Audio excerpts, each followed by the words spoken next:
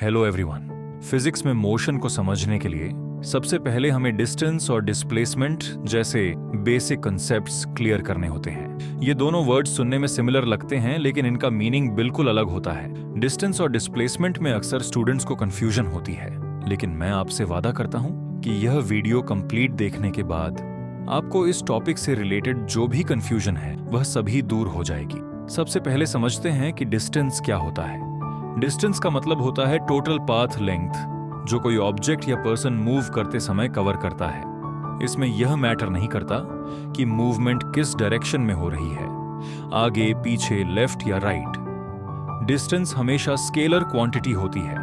इसका मतलब है कि इसमें सिर्फ मैग्नीट्यूड होता है, डायरेक्शन नहीं। मैग्नीट्यूड का मतलब होता है कोई नंबर जैसे 1, 2, 3। डिस्टेंस कभी नेगेटिव या जीरो नहीं होता।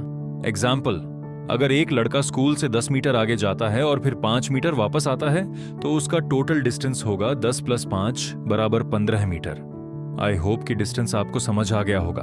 अब बात करते हैं डिस्प्लेसमेंट की।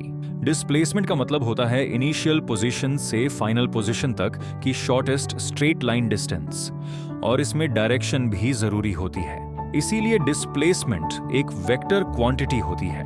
वेक्टर क्वांटिटी वह क्वांटिटी होती है जिसमें मैग्नीट्यूड भी दिखाई जाती है और डायरेक्शन भी। डिस्प्लेसमेंट पॉजिटिव, नेगेटिव या जीरो भी हो सकता है। सेम एग्जाम्पल के साथ अगर समझाएं तो अगर एक लड़का 10 मीटर आगे जाकर 5 मीटर वापस आ गया तो उसकी फाइनल पोजीशन स्टार्ट पॉइंट से 5 मीटर आगे होगी, इसलिए डिस्प्लेसमेंट होगा 5 मीटर फॉरवर्ड। अब एक स्पेशल केस समझते हैं।